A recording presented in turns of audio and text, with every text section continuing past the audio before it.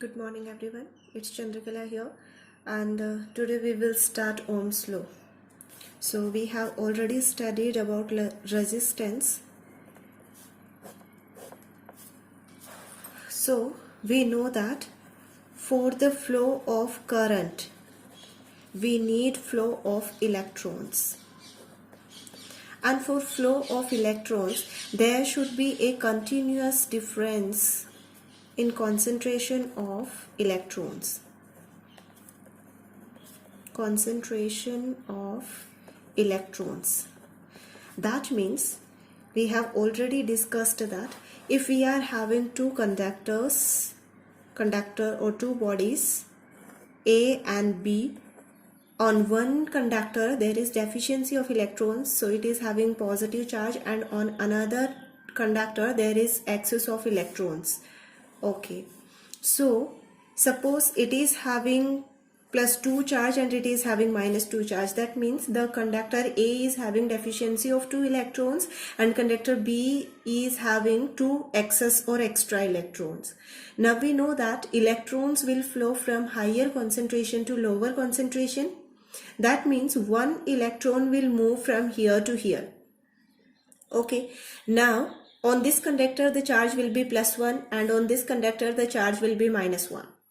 If one more electron will flow from here to here, then this conductor will become neutral and this conductor will become neutral. That means now will there be flow of electrons? No. Obviously no, because now concentration of electrons on both the conductors or bodies are equal. So now there will be no flow of electrons. And if there will be no flow of electrons, then there will be no flow of electric current. And this concentration of electrons is actually potential difference. That means we have already studied that potential difference is a force which will push or make the electrons to move from negative terminal to positive terminal, or we can say the positive charge from positive terminal to negative terminal. Therefore, for continuous flow of current, we will have to maintain a continuous flow of or a constant potential difference between the terminals of a conductor. That means if this is our electric circuit, then we have to make such an arrangement that at one terminal of the conductor there will be always, or there should be always, excess of electrons, and at another end there should be always deficiency of electrons, so that electrons will continuously move from one terminal to another terminal and there will be a continuous flow of current in the circuit. So that means for flow of current we will have to maintain a potential difference, and we know that this potential difference will be maintained by a cell or battery. Okay, so actually Ohm's law states that amount of current flowing through the circuit is directly proportional to potential difference applied at its terminal. That means if we will apply more voltage, then we will obtain more amount of current. That means the amount of current flowing in the circuit is directly proportional to voltage if the external physical conditions such as temperature, pressure, etc. remains constant, where the most important factor is temperature. Okay. So from here we can say that if I is directly proportional to V, this is proportionality symbol, V upon I, there should be equal to a constant value, because when we will take this I, it will come here, it will be 1, and when we will remove proportionality symbol, then there should come a constant, and that constant is actually R, and we know what is R, that is the resistance. We have already studied about resistance. Resistance is a physical quantity which resists or obstruct the flow of current flowing in the conductor. So that is resistance, and resistance is constant for a conductor in some given conditions. For a conductor, and given conditions means especially temperature should remain constant. Basically we know that when the charges will flow from one terminal to another terminal, then on the way Due to collision with positively charged ions, some amount of heat will be produced. That means because of which the resistance is arising. We have already discussed that when the ions will move from one end to another end, then there will be collision between positively charged ions, and because of which some amount of heat is produced. That means some amount of voltage has been converted into resistance. That means converted into heat due to resistance. That's why this resistance actually decrease the value of current I. From here we can say that R is equal to V upon I, and this formula tells us that resistance R is inversely proportional to current I. That means if the resistance of the conductor will be more, then current flowing through that conductor will be less. And if we want a large amount of current, then resistance of that conductor should be less, because actually this resistance is using some amount of voltage in any other form than electric current. So resistance is inversely proportional to current. Okay. Now R is equal to V upon I. If I is equal to 1 ampere, if 1 ampere of current is flowing through conductor, then the numerical value of resistance will become equal to potential difference applied at its terminals. That means this is one of the definition of resistance. If 1 ampere of current is flowing through the circuit, then the potential difference at the terminal is numerically equal to resistance of the conductor. But here that means we are talking only about numerical value. That means if this will be 5 ohm, this will also become 5 volt. But that does not mean that resistance will become voltage and voltage will become resistance. We are talking only about numerical value. They will have their separate definition and units, obviously. Okay. Now, since R is equal to V upon I, then the SI unit of R, that is resistance, is equal to V, that is the potential difference, that means volt per ampere. So volt per ampere is the SI unit of resistance, which is also known as ohm due to the name of ohm. Means because the ohm has defined this resistance. So according to him, the unit of resistance is ohm, which is represented by omega. And now obviously if we will have to define 1 ohm, if we want this resistance as 1, then this should be 1 and then this should be 1. That means this should be 1 volt and this should be 1 ampere. That means 1 ohm of resistance is produced in a conductor when 1 volt of potential difference is applied at its terminals and 1 ampere of current is flowing through it. Then it will produce a resistance of 1 ohm. Now, next topic is conductance, which is just opposite to resistance.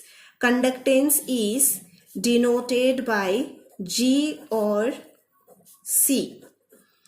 See, if difference between any two quantities is asked, then we do not mention this point in the difference. That means if the difference between resistance and conductance will be asked, then we will not write that resistance is represented by R and conductance is represented by G or C, because in different books different authors use different symbols. So this is never mentioned in the difference. That means if we will mention it in the difference, we are not going to get marks for it. So we can represent it by any symbol. And since conductance is just opposite to resistance, so we can say that conductance is reciprocal of resistance. That means conductance G is equal to 1 upon R. Okay. Actually, conductance is inversely proportional to resistance. That means conductance means allow flow of current. That means conductance allow the flow of current or flow of electrons, whereas resistance restrict the flow of current or flow of electrons. That's why they are just opposite to each other. So basically, conductance is the property of the conductor which allow or which help the current or electrons to move from one terminal to another terminal, whereas resistance is a physical property which will resist or which will not help. It will try to stop the way of the electrons. So they are just opposite to each other. Conductance is inversely proportional to resistance, and when we remove this proportionality symbol, there comes one constant, and this is obviously 1 upon R.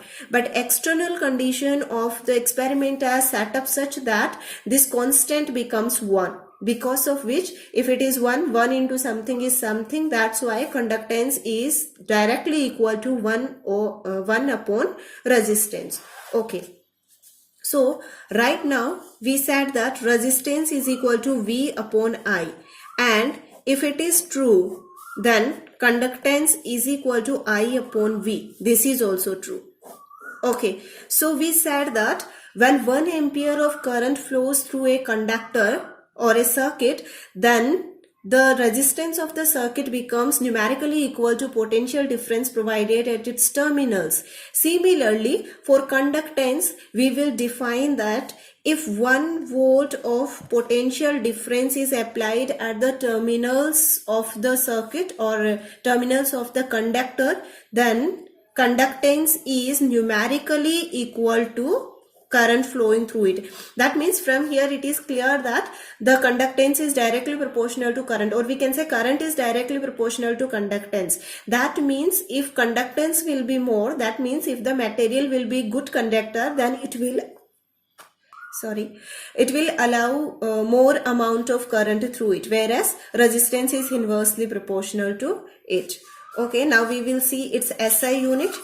We have already seen SI unit of resistance, that is ohm. Therefore, SI unit of conductance will be ohm inverse, that is omega inverse, which is also known as Siemens nowadays. And we can write it ohm inverse, anyone, as you wish. Okay, now we have to see limitations of Ohm's law. Limitations of Ohm's law. Whenever we are discussing the Ohm's law, we are in every concept for resistance, conductance, everywhere we are saying that the temperature should remain constant. That means Ohm's law is valid only if temperature of the conductor remains constant. Whereas we know that it's not possible. If there will be flow of current or electrons, then some amount of heat will be obviously produced in the conductor, but still in the ideal condition we consider that on the way there will be no loss of no production of heat. So the Ohm's law is valid only when the temperature of the conductor remains constant. Now one more thing is there, that is here actually we are having 4 things. One is resistance, second one is conductance, third is resistivity, and fourth one is conductivity. We have already studied about resistance and conductance. That means this is the obstruction to flow of the current. This helps the or allow the flow of the current. Resistivity is denoted by rho and conductivity is denoted by sigma. As resistance and conductance are reciprocal of each other, similarly resistivity and conductivity are also reciprocal of each other.